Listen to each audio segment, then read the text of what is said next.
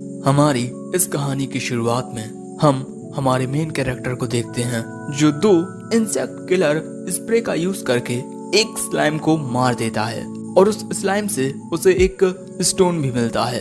मैं अब तक फर्स्ट फ्लोर के 999 स्लाइम्स को मार चुका हूँ और मैं एक नौसिखिया हंटर हूँ, लेकिन चलो एक और स्लाइम को मारकर मेरा ये टारगेट 1000 हो जाएगा।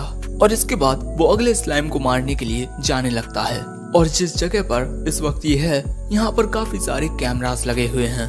अब ऐसा क्यों, ये कुछ देर बाद पता चलेगा।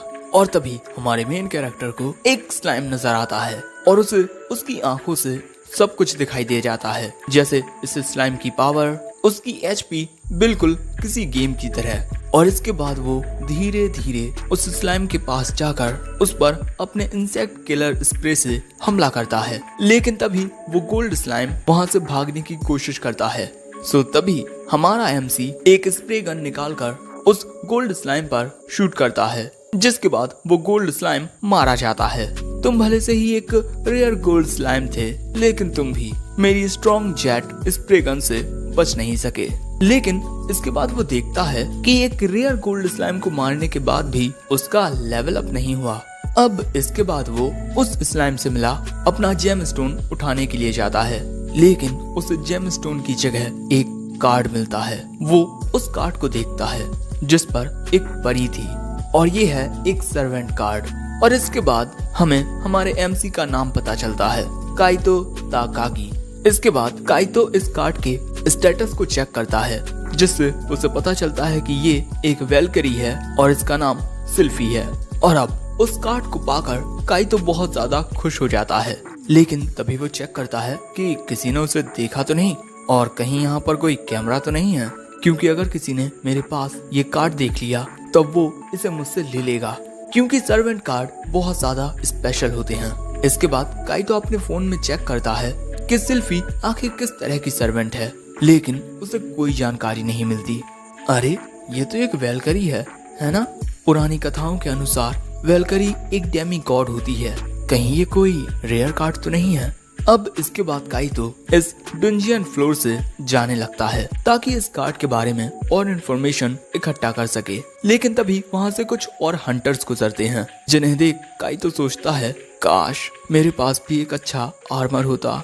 1 मिनट, मैं इस कार्ड को बेच सकता हूँ। लेकिन काइतो को उन जेम स्टोन्स के बदले में सिर्फ 1500 रुपए मिलते हैं। हम ये पैसे आपके अकाउंट में ट्रांसफर कर देंगे। और इन्हें बेचकर काइतो वहाँ से जाने लगता है। लेकिन इसके बाद काइतो उस लड़की से पूछता है, अगर मुझे एक रेयर सर्वेंट कार्ड मिलता है, एक एंजल टाइप कार्ड, तब वो कितने तक का बिक सकता है? जहाँ तक मुझे पता है एक god type rare card 1 billion तक बिक सकता है। अब ये बात सुनकर काइतो उस कार्ड को अपने लॉकर में रखकर इस हाई टेक डंजन से जाते हुए बस 1 बिलियन पैसों के बारे में सोचे जा रहा था। और दोस्तों, डंजन से जाते हुए लोगों की चेकिंग भी की जाती है, ये देखने के लिए कि कहीं कोई कुछ लेकर तो नहीं भाग रहा। इसके बाद काइतो उस डंजन से बाहर आ जाता है और इसके बाद हमें वो टेक्निकल डंजन दिखाया जाता है, जो कि बहुत ज्यादा बड़ा होता है। और इस दुनिया के हंटर्स को डंजन एक्सप्लोरर्स कहा जाता है और ज्यादातर बच्चे डंजन एक्सप्लोरर्स ही बनना चाहते हैं। दूसरी ओर काइतो, जो कि सिर्फ पैसों के बारे में ही सोचे जा रहा था, लेकिन तभी वहाँ उसके दोस्त आते हैं, शिंजी, हयातो। इन दोनों के पास भी डंजन पास होता है, जिसे दिखाकर आप डंजन के अंदर जा सकते हैं। लेकिन ये दोनों अपने डंजन पास का इस्तेमाल फालतू के कामों में करते हैं। अब इसके बाद ट्रेन से घर जाते हुए ये तीनों आपस में बातें कर रहे थे और इनकी बातों से हमें पता चलता है कि जैसे ही इन तीनों को इनका डंजन पास मिला था, ये तीनों सीधा 2nd फ्लोर पर चले गए थे और यहाँ ये तीनों एक साथ मिलकर एक गॉब्लिन पर हमला करते हैं, लेकिन उस गॉब्लिन से पिटकर ही वापस आ जाते हैं। जिसके बाद इन दोनों ने तो डंजन में जाना ही बंद कर दिया। हे काइतो, तुम 2 सालों से सिर्फ स्लाइम्स को मार रहे हो, आखिर तुम स्लाइम्स को हराने की इतनी कोशिश क्यों करते हो? काइतो कहता है, यार काफी सारी बातें हैं, किसी दिन फुर्सत में बताऊंगा। अब इसके बाद अपने घर की ओर जाते हुए काइतो एक घर की ओर देखता है और इसके बाद आगे बढ़ने लगता है। उस घर में हमें एक लड़की देखने को मिलती है। इसके बाद काइतो अपने घर आ जाता है। वो अपनी फैमिली के साथ बैठकर खाना खाता है और यहाँ हमें पता चलता है कि डंजन की खोज इस दुनिया में 13 साल पहले हुई थी। और हमें ये भी पता चलता है कि काइतो डंजन में जाने के साथ साथ स्कूल की पढ़ाई भी करता है। इसके बाद नहाते हुए काइतो सोचता है, अगर मैंने एक सर्वेंट को सम्मन कर लिया तो इससे मैं ज्यादा ताकतवर हो जाऊंगा, लेकिन 1 बिलियन पैसों के साथ मैं अपने लिए जो चाहे वो खरीद सकता हूँ, आर्मर, वेपन्स और कई सारे गेम भी। अब इसके बाद अगले सीन में हम देखते हैं कि काइतो स्कूल जा रहा होता है और बेचारा सही से सो नहीं सका, क्योंकि कल पूरी रात वो यही सोचता रहा कि उसे क्या करना चाहिए, उस कार्ड को बेच देना चाहिए या खुद सर्वेंट को सम्मन कर लेना चाहिए। लेकिन तभी वो एक लड़की को देखता है और ये वही थी जिसको हमने कल रात देखा था। इस लड़की का नाम हारुका कासुरागी है। काइतो कहता है गुड मॉर्निंग, वो भी उससे गुड मॉर्निंग कहती है और इसके बाद ये दोनों साथ में स्कूल जाने लगते हैं। और यहाँ हारुका कहती है, कल रात मैंने तुम्हें घर जाते हुए देखा, तुम कहाँ पर गए थे? काइतो कहता है कि मैं एक पार्टी में गया था शिंजी और हयातो के साथ। लेकिन तभी वहाँ काइतो के दोस्त आ जाते हैं। उन्हें देख काइतो उनके पास जाकर उनसे कहता है, प्लीज यार तुम दोनों हारुका को ये मत बताना कि मैं कल फिर से डंजन में गया था। लेकिन तभी हारुका पूछती है कि तुम तीनों ने पार्टी में क्या किया? और ये तीनों हारुका को अलग अलग जवाब देते हैं। और ये जवाब सुन हारुका अपना मुंह फुलाकर कहती है, तुम कल फिर से डंजन में गए थे, है ना? काइतो कहता है, अरे नहीं, ऐसा नहीं है। और हारुका उसकी ये बात मान लेती है। इसके बाद हमें स्कूल का सीन दिखाया जाता है और यहाँ काइतो अपने दोस्तों से पूछता है कि अगर उन्हें कोई सर्वेंट कार्ड मिलता तो वो उसका क्या करते। ये दोनों ही कहते हैं, हम तो उसे बेच देते, क्योंकि सर्वेंट्स को सिर्फ डंजन में ही सम्मन किया जा सकता है, डंजन के बाहर वो हमारी क्या ही मदद करते। अब इसके बाद इनकी क्लास चालू हो जाती है। लेकिन काइतो सोच रहा था, सर्वेंट के एक बार सम्मन हो जाने के बाद उस कार्ड को बेचा नहीं जा सकता और आपको इस बात का भी पता नहीं होता कि वो सर्वेंट आपकी कितनी मदद कर पाएगा। लेकिन इसके बाद काइतो हारुका की ओर देखने लगता है और इसके बाद वो डंजन में आकर कैमरे से छुपकर एक ऐसी जगह आता है जहाँ पर कैमरास नहीं होते और उसके हाथों में वही कार्ड होता है। और यहाँ काइतो सोचता है कि वो इस वेलकरी के साथ मिलकर एक हीरो बन सकता है और इसके बाद वो उस वेलकरी को सम्मन करने लगता है, जिससे उस कार्ड में से बहुत ज्यादा पावर रिलीज होती है और वहाँ पर सम्मन होती है एक वेलकरी जो कि साइज में बहुत ज्यादा बड़ी थी। और यहाँ काइतो उसे देखता ही रह जाता है और तभी वो वेलकरी काइतो को अपने हाथों में भर लेती है और अगले ही पल में गायब हो जाती है। और इसके बाद काइतो देखता है कि अरे वो वेलकरी कहाँ गई। लेकिन तभी वो नीचे देखता है और उसे पता चलता है कि ये वेलकरी तो बहुत छोटी है। मास्टर, मैं सिल्फी हूँ और मैं आपके बुलाने पर यहाँ आई हूँ। और अब काइतो का सपना टूट जाता है। मैंने सब कुछ खो दिया, 1 बिलियन रुपए, मेरे इक्विपमेंट्स, मेरे गेम्स। तभी सिल्फी पूछती है, आप ठीक तो है ना मास्टर? हाँ मैं ठीक हूँ, चलो कुछ स्लाइम्स मारते हैं।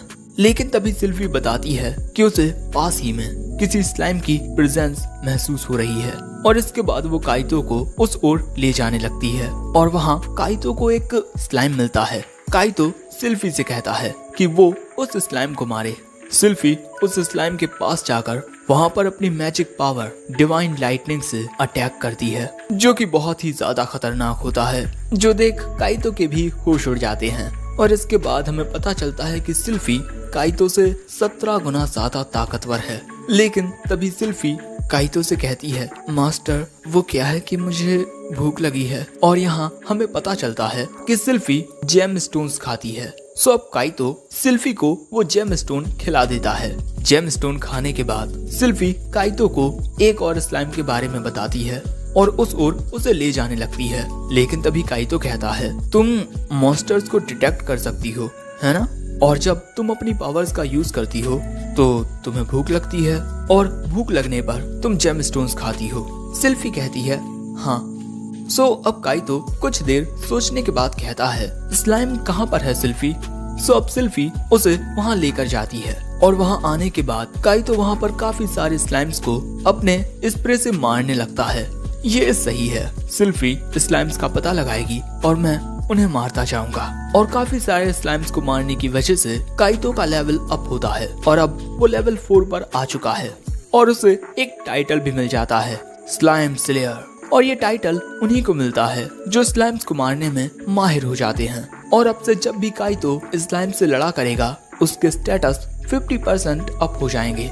काइतो को तो ये बात इतनी अच्छी नहीं लगती, लेकिन यहाँ सिल्फी उसकी काफी तारीफ करती है, जिससे काइतो खुश हो जाता है और कहता है आज के लिए इतना ही रहने देते हैं। लेकिन ये बात सुन सिल्फी पूछती है, आप मुझे फिर से सम्मान करोगे ना मास्टर? वो कहता है हाँ बिल्कुल करूंगा। और यहाँ वो सिल्फी से वादा कर देता है, जिससे सिल्फी खुश हो जाती है और इसके बाद वो सिल्फी को फिर से कार्ड में वापस बुला लेता है।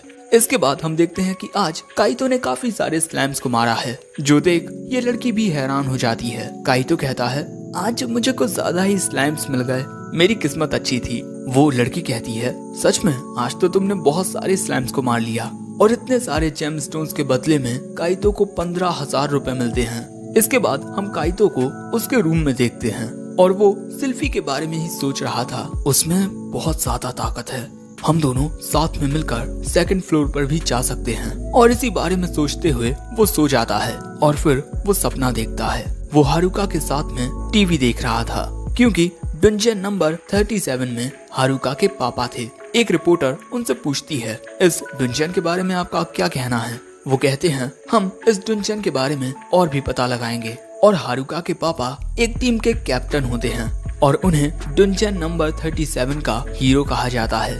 और इसके बाद काइतो जाग जाता है और सुबह होते ही काइतो डंजन में आ जाता है। इस बार वो अपने साथ एक तलवार और शील्ड लेकर आया था और वो आया है सिल्फी के साथ सेकंड फ्लोर पर।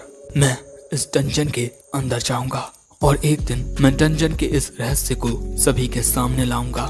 मैं हारुका के पापा की तरह एक हीरो बनूंगा। और इसके बाद काइतो सिल्फी के साथ सेकंड फ्लोर पर आगे बढ़ने लगता है। लेकिन थोड़ा आगे बढ़ते ही हम देखते हैं कि काइतो काफी ज्यादा घबराने लगता है। वो पूरा कांप रहा था। अब काइतो की ऐसी हालत देख सिल्फी उसका हाथ थाम लेती है, जिससे काइतो डरना बंद कर देता है। इसके लिए शुक्रिया सिल्फी।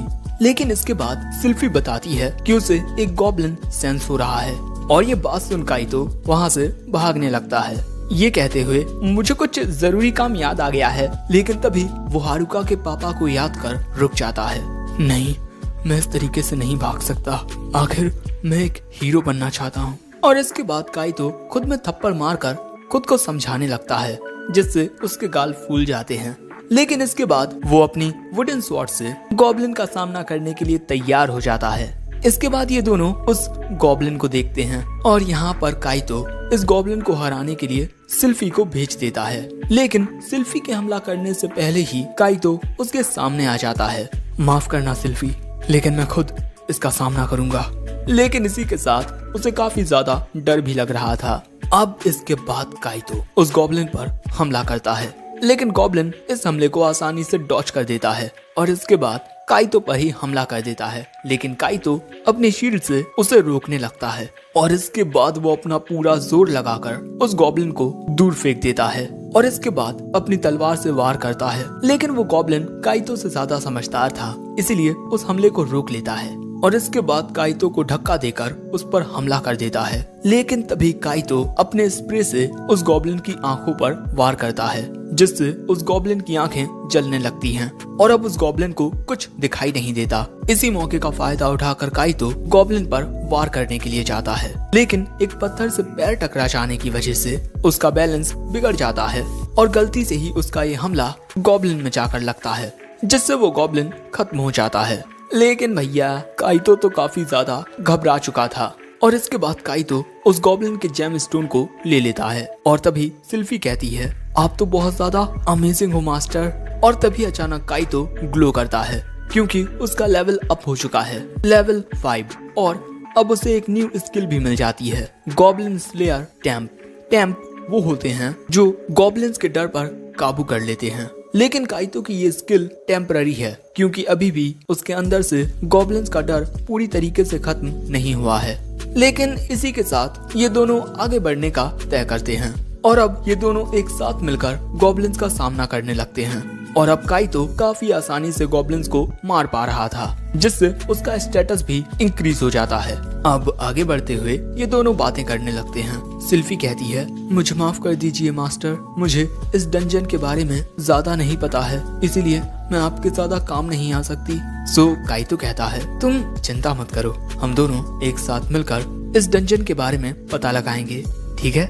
आगे जब काइतो एक गॉब्लिन का सामना करता है, तभी सिल्फी उस पर अपनी लाइटनिंग से हमला करती है और इस गॉब्लिन के जेम स्टोन को काइतो सिल्फी को खिला देता है। और इसके बाद काइतो इस लड़की के पास इन गॉब्लिन्स के जेम स्टोन्स को लेकर आता है।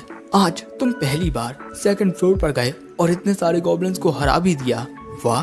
काइतो कहता है, अरे वो तो मेरी किस्मत अच्छी है। और इसके बाद हम देखते हैं कि संडे के दिन काइतो पूरा दिन बिस्तर पर पड़े रहने का डिसाइड करता है, क्योंकि वो बहुत ज्यादा थक चुका है और उसकी बॉडी काफी दर्द कर रही है। अगले दिन काइतो की हालत देख हारुका कहती है, तुम डंजन में गए थे है ना? वो कहता है, नहीं बिल्कुल नहीं। हारुका पूछती है, तो फिर तुम्हारी बॉडी दर्द क्यों कर रही है? काइतो कहता है कि उसे अच्छी बॉडी बनानी है, इसीलिए उसने कुछ ज्यादा ही जिम कर ली। हारुका उसकी इस बात पर यकीन कर लेती है। मुझे नहीं लगता कि मस्कुलर बॉडी तुम पर सूट करेगी। इसके बाद हम क्लास में कुछ लड़कियों को आपस में बातें करता हुआ देखते हैं। हे, तुम्हें पता है एक नई डांस सिबलिंग्स की मूवी आने वाली है और मैं तुम्हें इस मूवी के बारे में बता देता हूँ। ये एक लव स्टोरी है और ये मूवी तब बनी थी जब इस दुनिया में डंजन अपीयर हुए थे। ये कहानी दो भाई बहन की है जो गवर्नमेंट की एक special organization dungeon exploration squad के इलाइट थे, यानी ये दोनों डंजन को एक्सप्लोर करने के लिए आए हैं। लेकिन तभी इनके सामने एक खतरनाक गॉब्लिन मॉन्स्टर आ जाता है। सो ये लड़की उस पर हमला कर देती है, लेकिन तभी इस लड़के के पीछे एक और भी खतरनाक मॉन्स्टर आ जाता है, जिस पर ये लड़का अपनी फायर बीम से हमला करके उसे हरा देता है। और इसके बाद ये दोनों डंजन के और भी अंदर जाने लगते हैं, डंजन के रहस्य को सुलझाने के लिए, ताकि दुनिया वालों को डंजन में जाने से डर न लगे। लेकिन इसके बाद एक खतरनाक मॉन्स्टर से लड़ते हुए ये लड़का बहुत ही ज्यादा जख्मी हो जाता है, जो देख ये लड़की गुस्से में आकर उस मॉन्स्टर पर हमला करके उसे हरा देती है। और इसके बाद अपने भाई की हालत देखती है, वो बहुत ज्यादा जख्मी हो चुका था। मेरी बहन, तुम बिल्कुल ठीक हो, ये देख मैं बहुत खुश हूँ। लेकिन इसके बाद वो शायद से दम तोड़ देता है। सो अब उसकी बहन एक पोशन निकालती है और उसे अपने भाई को पिलाने की कोशिश करती है, लेकिन उसका भाई तो हिल ही नहीं रहा था। जिसके बाद वो उस पोशन को अपने मुंह में लेकर उसे अपने भाई को पिलाने लगती है। और यही थी इस मूवी की कहानी। और ये लड़कियां इसी के सीक्वल के बारे में बात कर रही हैं। वहीं काइतो अपने दोस्तों को बताता है कि अब वो गॉब्लिन्स का शिकार करने लगा है। जो बात सुन उसके दोस्त कहते हैं कि तू तो बड़ा इम्प्रेसिव है यार, इतनी जल्दी गॉब्लिन्स पर आ गया। काइतो कहता है कि हाँ, अब मैं पहले से ज्यादा कॉन्फिडेंट हो चुका हूँ। अब इसके बाद हमें फिर से डंजन का सीन दिखाया जाता है और इस बार काइतो और सिल्फी एक अलग रास्ते पर जाते हैं। दोनों साथ में कुछ गॉब्लिन्स को हराते हैं और इसके अगले दिन काइतो एक रॉड लेकर आता है, जिससे वो आसानी से गॉब्लिन को हरा देता है। लेकिन डंजन में इतनी ज्यादा मेहनत करने की वजह से वो अपनी क्लास के दौरान सोता रहता है और यही सिलसिला चलता रहता है। और अब काइतो लेवल 10 पर आ जाता है और उसे गॉब्लिन स्लेयर का टाइटल भी मिल जाता है। और इसी के साथ काइतो को गॉड्स ब्लेसिंग भी मिलती है और गॉड्स ब्लेसिंग से काइतो के स्टेटस काफी ज्यादा बूस्ट हो जाते हैं। काइतो को लगता है कि उसे एक ओपी स्किल मिल गई है और इसके बाद वो सिल्फी के सामने झुक जाता है, क्योंकि उसे ये स्किल सिल्फी की वजह से ही मिली है। ये स्किल सिर्फ उन्हीं को मिलती है जिन पर भगवान अपनी कृपा बरसाते हैं। और इसके बाद काइतो सिल्फी का हाथ पकड़ के कहता है, सच में तुम्हारे साथ काम करके मैं बहुत खुश हूँ। सिल्फी कहती है, अगर आप खुश हो तो मैं भी खुश हूँ मास्टर। अब इस प्यारी वार्तालाप के बाद इनका सामना एक स्केलेटन से होता है, लेकिन ये ग्लो कर रहा है और ग्लो करने का मतलब है कि ये एक रेयर मॉन्स्टर है। अब इसके बाद सिल्फी अपनी प्रोटेक्शन शील्ड लगा लेती है, जिससे ये स्केलेटन उन पर हमला नहीं कर पाता। और तभी काइतो इस पर अपनी रॉड से हमला करता है, लेकिन इससे उस स्केलेटन को कुछ नहीं होता। इसीलिए सिल्फी उस स्केलेटन पर अपनी डिवाइन लाइटनिंग से हमला करती है और इस हमले से वो स्केलेटन खत्म हो जाता है। और इससे काइतो को एक रेड कलर का जेम स्टोन मिलता है, लेकिन यहाँ सिल्फी को भूख लगाती है। काइतो भी सोचता है कि इसने अपनी काफी ताकत का इस्तेमाल किया है, इसीलिए वो इस जेम स्टोन को सिल्फी को खिला देता है, जिससे सिल्फी बहुत ही ज्यादा खुश हो जाती है। वहीं काइतो सोचता है कि आखिर इसकी कीमत क्या रही होगी और उसे इस लड़की से पता चलता है कि उस रेड जेमस्टोन की कीमत 2 मिलियन थी। और ये बात सुन काइतो के तोते उड़ जाते हैं। बेचारा काइतो, इसके साथ हमेशा ऐसा ही क्यों होता है। अब इसके बाद रात में भी वो इस बात का शोक मनाता है, लेकिन इसके बाद वो कहता है सिल्फी ने मॉन्स्टर्स को हराने में मेरी बहुत मदद की है, तो उसका वो हक बनता था और मेरा भी लेवल काफी अप हो चुका है। शायद से मुझे 3rd फ्लोर पर जाने के बारे में सोचना चाहिए, लेकिन वहाँ और भी ज्यादा खतरनाक मॉन्स्टर्स होंगे। क्या करूँ मैं, जाऊँ या नहीं। इसीलिए काइतो अगले दिन सिल्फी से कहता है कि आज वो अकेला जाएगा मॉन्स्टर्स का सामना करने के लिए। ये बात सुन सिल्फी कहती है, क्या मुझसे कोई गलती हो गई मास्टर, या फिर अब आपको मेरी जरूरत नहीं रही। काइतो कहता है कि नहीं, ऐसी बात नहीं है, मैं 3rd फ्लोर पर जाने के बारे में सोच रहा हूँ, लेकिन मैं इतना ज्यादा ताकतवर नहीं हूँ और अगर तुम मेरे साथ रहोगी तो मैं तुम पर ही हमेशा डिपेंड रहूंगा, जिससे मैं ग्रो नहीं कर पाऊंगा। और इसके अलावा मैं तुम्हारा बहुत शुक्रगुजार हूँ और तुम मेरे लिए कोई गुलाम नहीं बल्कि मेरी प्यारी छोटी बहन की तरह हो।